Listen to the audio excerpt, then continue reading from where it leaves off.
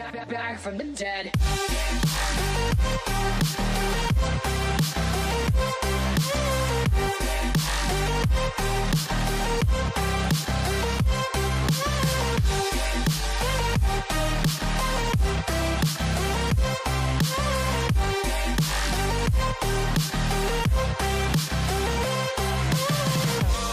Ladies and gentlemen, the countdown has just begun. Are you ready?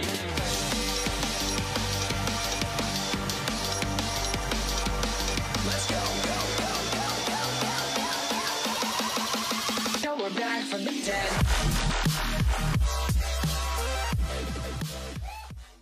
Are we good? We're ready to go? Random fun crystal fact. Do you guys see this little, it's not really a scar. Crystal used to be a little punk rock chick, and at one point she had her lip pierced right there. It was cute for like a minute, and then one day I woke up and I was like, what are you doing with your life? Hey guys, what is up? Welcome back to my channel. Everyone has been dying for me to review the last few episodes of basically the mid-season finale that Ghost Adventures had.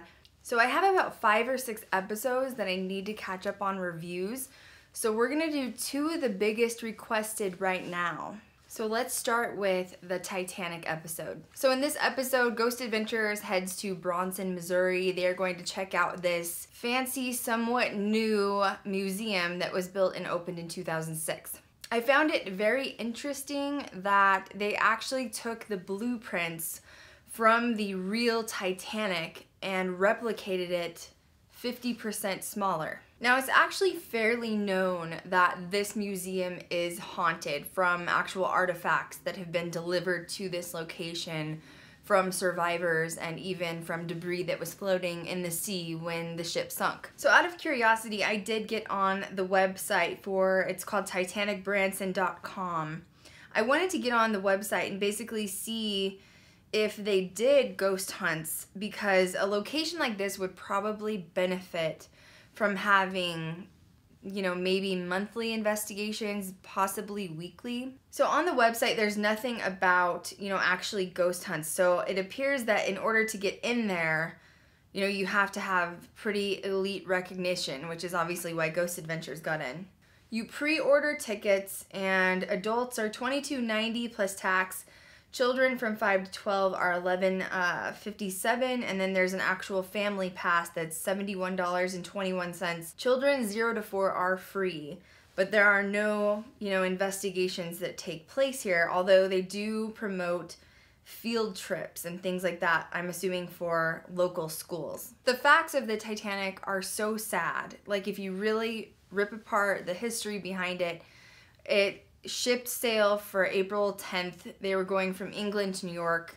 4 days into it, on April 14th, they hit the iceberg and the Titanic went down. The statistics: 2,208 people on board, 1,496 deaths. 50% of the children on board did not make it. The first thing that obviously I thought was amazing was the replication of the grand staircase. The staircase is something everyone spoke about when it was, you know, still afloat. It was the most beautiful piece of architecture on the ship. It was neat to see that the staircase could actually be replicated. The first apparition they discuss with one of the innkeepers at the museum is John Jacob Astor. They didn't really talk about his history very much. He was an American businessman, he was in real estate, he was an investor, he was a writer, and he also served in the Spanish-American War. He was 47 when he died, and he was survived by his 18-year-old wife, who was pregnant just a few months along, and she did survive the Titanic.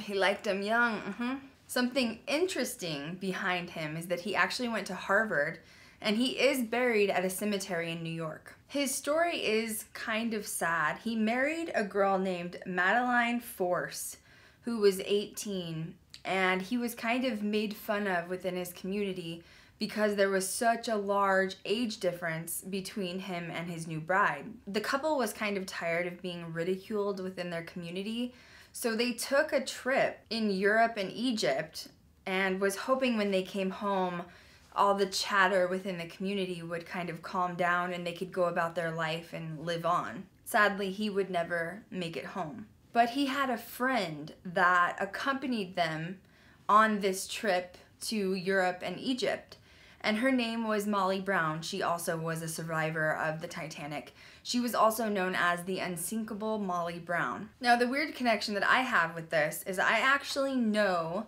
the family. They're not the Browns, not Margaret Brown's family, but there is a family that owns her previous homes in Colorado. I've gotten to go in both of those homes. They were considered her summer homes. She has two. One is located in downtown Denver, which is known as the Molly Brown Tea House, and the other home is located on the west side of town, which is where I grew up, and it's on the border of Littleton and Lakewood. If you're not familiar with who Molly Brown was, she was more of a philanthropist, and she was known as being a very elite, wealthy socialite in the early 1900s. The story behind Molly Brown, along with John Jacob Astor, was they had traveled France and Europe and Egypt together in the very beginning parts of 1912, and Molly Brown had received word from her family that one of her grandchildren was seriously ill in Denver. The fastest way that she could get home at that time was booking a trip back to England and to board the Titanic back for New York. Her eldest daughter had also been traveling with her at the time when they were in Egypt and France. She was supposed to go with Molly Brown back to Denver, but ended up staying to study in France. That is when you see those really strange lines that cross paths in your life. It's like maybe she wasn't meant to get on that boat so that she survived. It's very strange when you look at things, like this case. I love to step back and say, sometimes things don't work for the best, and you may not realize it until later. And this is obviously visual proof for Molly Brown and her daughter. So Molly Brown did survive. She was in Lifeboat 6. I just found it was very interesting that she had a connection to John Jacob Astor, who was featured in the beginning part of the Ghost Adventures episode. As a side note, if anyone does stay in Colorado or goes to visit Colorado, try to go either book the tea event at the Molly Brown house downtown Denver, or try to go see her summer home, which is on the west side of town. That is the home that I got to experience frequently. The family that owns it has had it for many years, but they do believe that Molly Brown's spirit does come in that home often. Anytime that I got to go inside of that home, it was very peaceful, and honestly it was quite enjoyable, which I've heard Molly Brown had a very happy, vivacious sort of life that she liked to express and share with anyone that was around her. The home originally, they had turned it into kind of like a resale store, more like a vintage shop where they would take in furniture and jewelry and clothing and resell it. Eventually, they did turn it into basically like an event center. So I believe you can actually get married at the unsinkable Molly Brown's house that's in Lakewood, Littleton area. I remember being a child and experiencing that home because they're family friends of ours, and I didn't realize who Molly Brown was. I didn't realize the extent of it. I know, they would educate me on the Titanic, so I knew about it from a very young age. I understood that, Molly Brown made it on Lifeboat 6. I understood all of that stuff, but I didn't realize the extent of the history that, Molly Brown progressed for the state of Colorado. She was very involved as a philanthropist in Colorado. So I just found it as a very interesting key. So if you ever get to visit either of those homes in Colorado, I really suggest you go, because it's like an eternal piece of history that, she's kind of imprinted in that state. They go on to say that John Jacob Astor was the richest man on the Titanic, and even money cannot purchase your life. His wife was pregnant, she was 18. The women and children were put on lifeboats first. His wife did make it off and make it home alive, but he never made it. Even money cannot buy you a ticket to completing your journey on this earth. So I just thought that was a really strong message that I kind of wanted to reiterate. Like, really think about that. That's like one of those in-depth thoughts that I love. They believe John Jacob is haunting the ship because they have rebuilt his bedroom or suite that was actually on the Titanic. A lot of people get emotional and cry, so that tells you people that might be sensitive, maybe empaths, maybe just regular people go in and actually feel a sensation of all of that residual energy from people dying on the ship that night. I really thought the musician room was awesome, the 8 musicians that passed away. And suddenly the episode shifts gears into the innkeepers believing there's a lot of children and children energy running up and down the hallways, and they claim that there was basically a handprint on one of the windows inside of the hallway, which Zach captures on camera to show us. I have to sound a little bit skeptical and just say that because I didn't see any B-roll footage of, you know, the innkeepers actually cleaning the windows down, we can't indefinitely say that that was an apparition's handprint. I'm not saying it's impossible. I'm just not saying it's 100% possible either. But it was such a sad statement when they said 130 children were on board and half lost their lives that night. So Zach thinks he feels this energy. He immediately turns on the PSB-7, and this is just during the walkthrough, and nothing comes up on the PSB-7. Once again, so I've talked about this before. I'm not sure how many ghost hunters they've actually had inside of this replica Titanic, but when you're working with apparitions that may not be familiar with ghost gear, you really should verbalize trying to get them to use it. Try to teach them, you know, don't be afraid to come up to me. Don't be afraid to come up to this item. What you do is you speak into it or put your energy into this, and we will be able to hear you and communicate with you. And when Zach turned on the PSB-7, I didn't hear him say that. I think he was really excited and nervous to be maybe communicating with a child spirit, but that could definitely be why there wasn't any evidence produced from the PSB-7, especially when you're working with children energies. Children have the hardest time because they've been trained to not trust adults, right? Don't talk to strangers. So if you're open with them on how to communicate with ghost gear, you're gonna get better results. This is when Zach goes on to the captain's bridge, and this is where we see the handprints that are on this window area, and the innkeepers claimed that they cleaned the windows before they came in, and they had like a dual check to make sure that it was clean before they came in to film. I'm just a skeptic on it, I have to be honest, and that's because indefinitely, how sure are we that these got cleaned? You just don't know, especially if the museum had been open all day for people, just regular people coming through on a tour. I was just a little skeptical on it, that's all. I just have to be honest with you guys. The next kind of visual we had as an audience was these wall murals showing the names of the 3rd class, 2nd class, and 1st class passengers that didn't make it home. It was really sad to see that a majority of the deaths from the ship were 3rd class people. The number was 181 survived, and 528 people from 3rd class passed away. So we've heard facts based on this, which is they tried to get the 1st and 2nd class passengers out first. They didn't let as many 3rd class passengers get on the lifeboats. They had the only Bible that survived the sinking of the Titanic, which was from that reverend or minister. He said that when they put it on the actual pedestal and let it fall naturally, that the very first entry that it opened to was Christ walking on water. They have the life jacket they actually cut from a body that had been in the ocean for a few days, which is really, really horrific and sad. And I thought it was really cool that they have the exhibits, like you can touch your hand in the 28-degree water. And note that 32 degrees Fahrenheit is freezing, which means the ocean was 28 degrees. That's 4 degrees further than freezing, which is so sad. So that tells you that people probably fell asleep quickly, went into hypothermia, and passed away while they were in the water. From here they went to this toy museum, which I found really strange. Zach was trying to negotiate with the woman that was working. I'm not sure if she was the owner, and obviously she has some really old things that are not able to be replicated, and he's trying to negotiate with her to purchase some of the items in the museum of toys.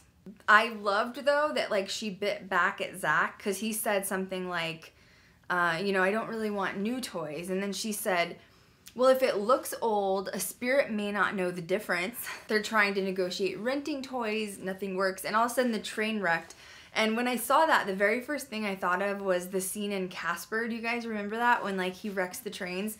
So I just thought it was kind of oddly iconic. So finally, the investigation starts with the Titanic, and I have to say, I feel thoroughly disappointed in the evidence that they captured. So Billy sits down, he's in the area where the musicians have been kind of eternalized, and he says, I'm going to call out the musicians by name and see if we can communicate with them through any of the ITC devices that we have. Zach's in the hallway with Jay. They show them kind of this fast image of them cleaning the windows, and there's childlike handprints again on the walls. They're using the SLS. They get a couple of figures. Once they're standing on the window sill, and another one is like down further at another window. I did like the SLS footage because when they got the second image of the child, or the shorter apparition, it looked as if its arms were standing out on the window sill, like it was trying to balance. So I found that interesting. That would be intelligent activity, not residual.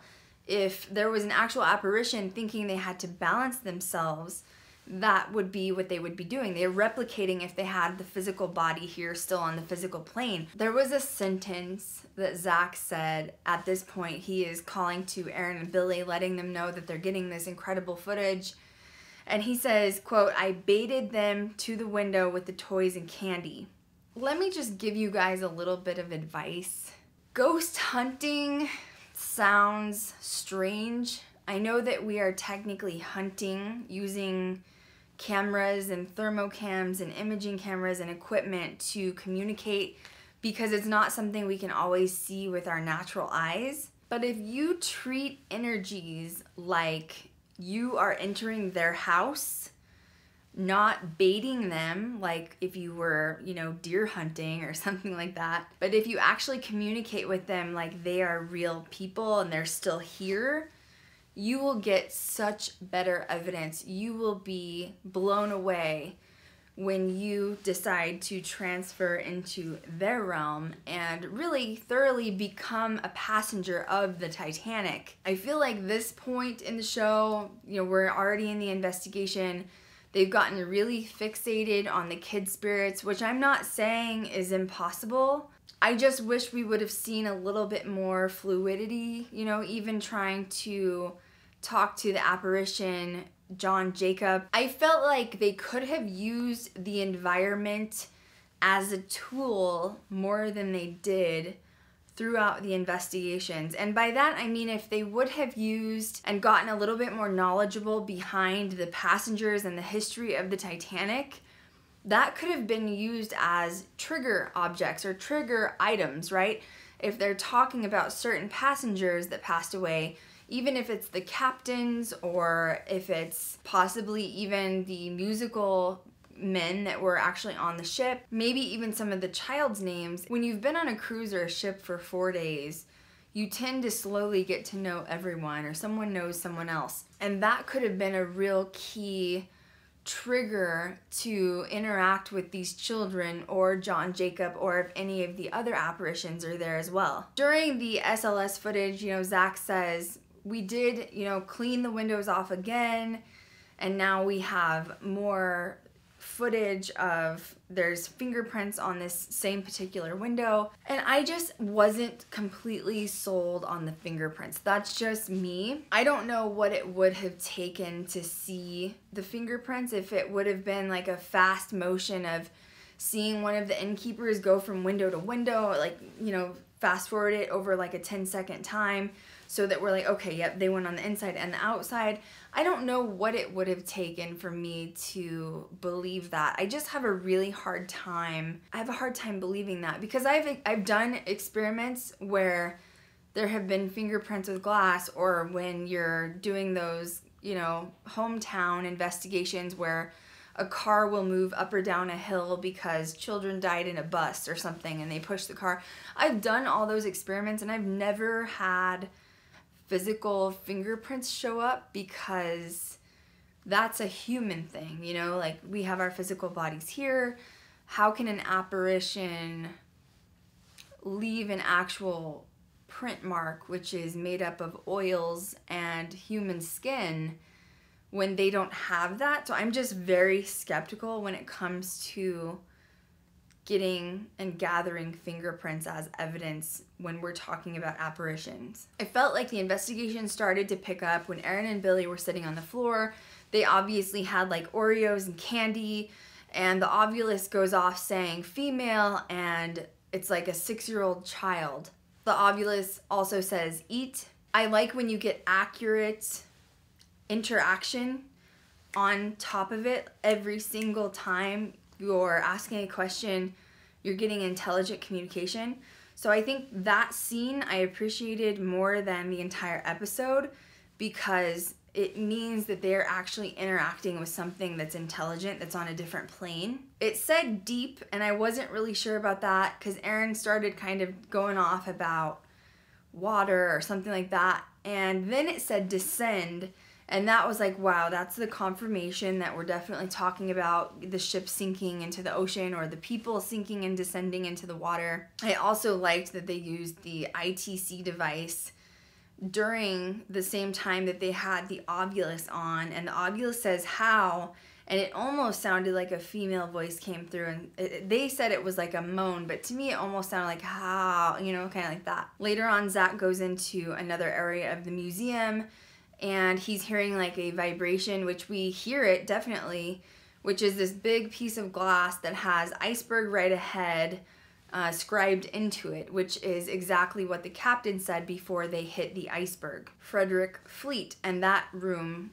also had Frederick Fleet and his quotes. Zach says he sees a glowing child, which leads him into the children's room. They think they get a child that says peekaboo on the PSB-7, that's in front of the life jacket. And then this was another issue I had. Zach went to try to communicate with the child apparition, and he said, little child, question mark. So he's addressing him as a little child. If you transcend into the location that you're at and you really merge with it and become one, the success that you have with communicating is endless. And you also have to put yourself in those apparitions' shoes, whoever it is or wherever they're from.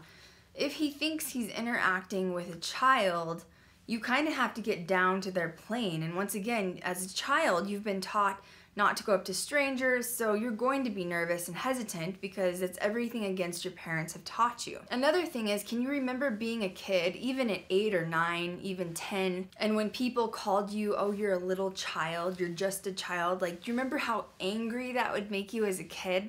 So I was like, Zach isn't thinking about what that child is going to, how he's going to respond to him. A kid is going to probably get offended. Don't call me a little child. I'm a big kid, you know? Just try to really think, if you compare the communication that you have going on as you're ghost hunting, like that child isn't an apparition, it is an actual child standing in front of you, your communication will go so much better, and they will be willing to open up to you when you don't treat them like they're dead. And I know that sounds crazy, but I have done so much investigating, guys. If you treat them like you are there meeting them on that level, on that plane of existence, that apparition will be like, this person gets me.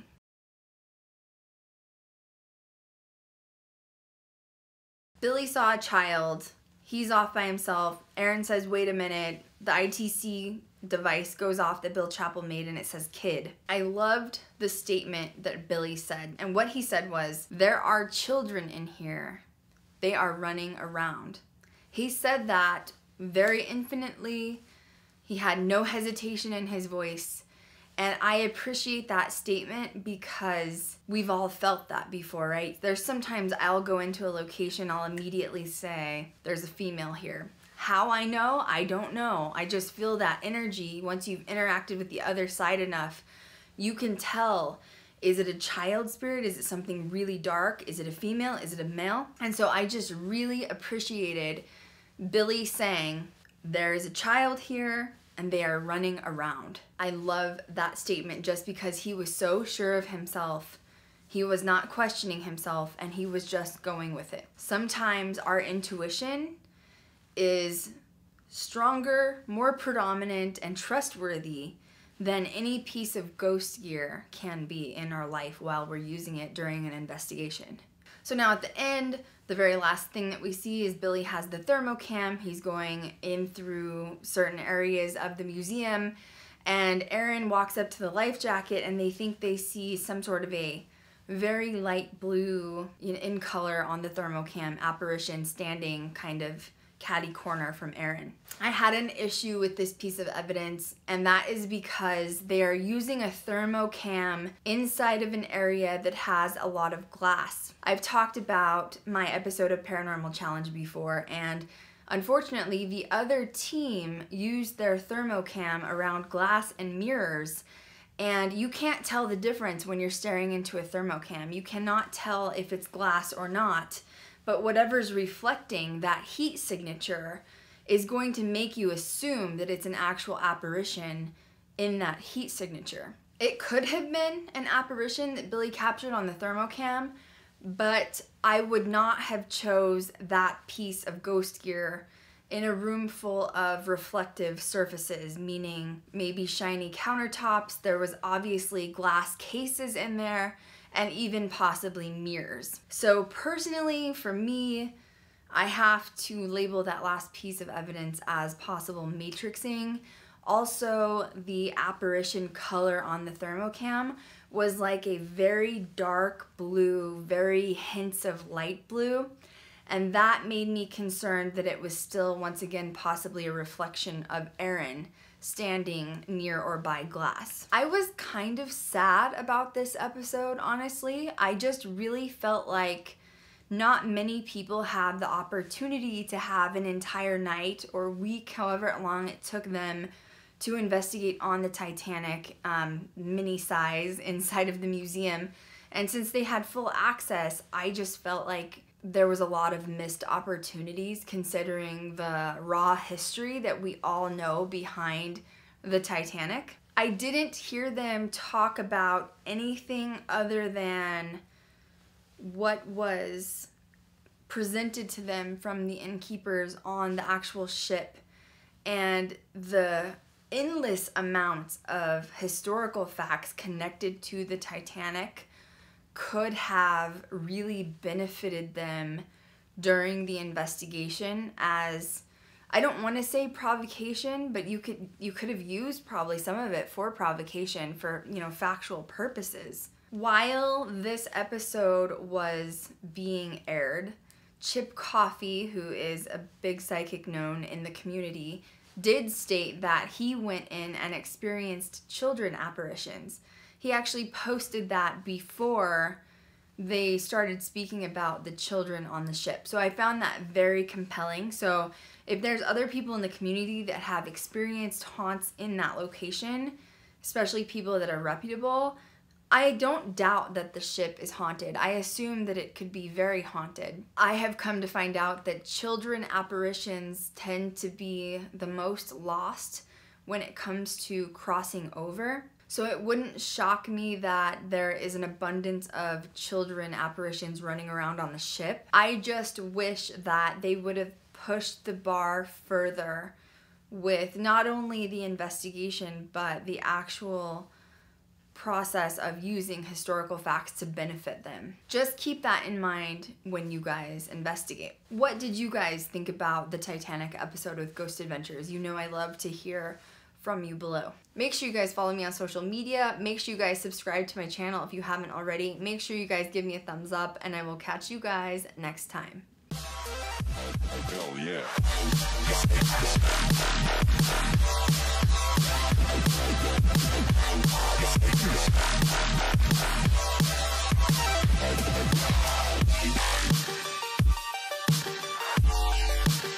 We're back from the dead.